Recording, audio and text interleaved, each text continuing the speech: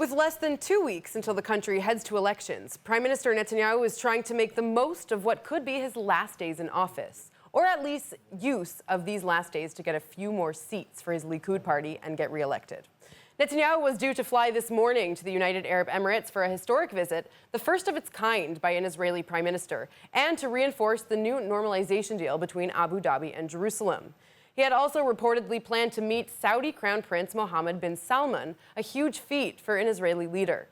Now his trip has been canceled, according to officials, after Jordan blocked the flight from entering its airspace. While the connection hasn't been confirmed, earlier today a Jordanian prince was denied entry to Jerusalem's Temple Mount over the size of his security delegation.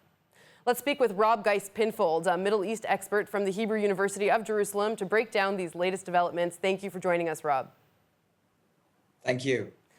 So, first of all, what was Netanyahu hoping to achieve from meeting with Mohammed bin Salman just 2 weeks until elections? You know, there's probably not enough time here to make a peace agreement, if that is even in the cards.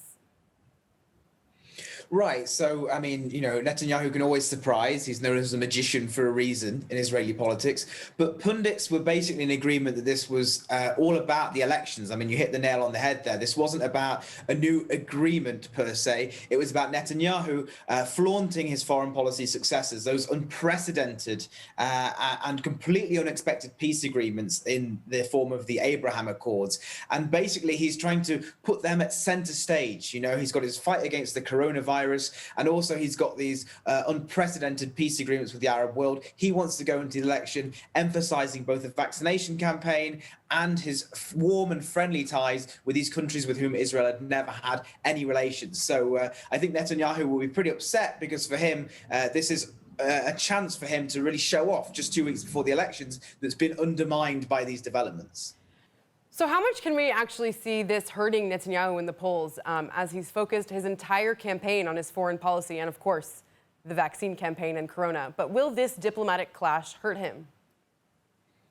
Well, what's really fascinating with Netanyahu is his ability, as I say, this reputation as a magician, this ability to pull things out of nowhere, like these peace agreements with these Arab countries that no one expected.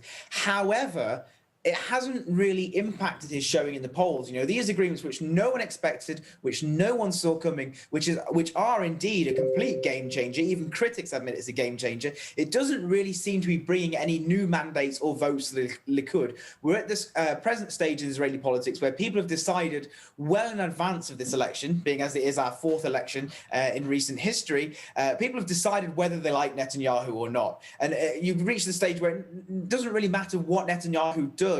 People will vote for or against him accordingly based on those existing perceptions they have of him. All right, Dr. Rob Geist-Pinfold, thank you so much for your insight today. Really appreciate it. Much appreciated. Thanks very much.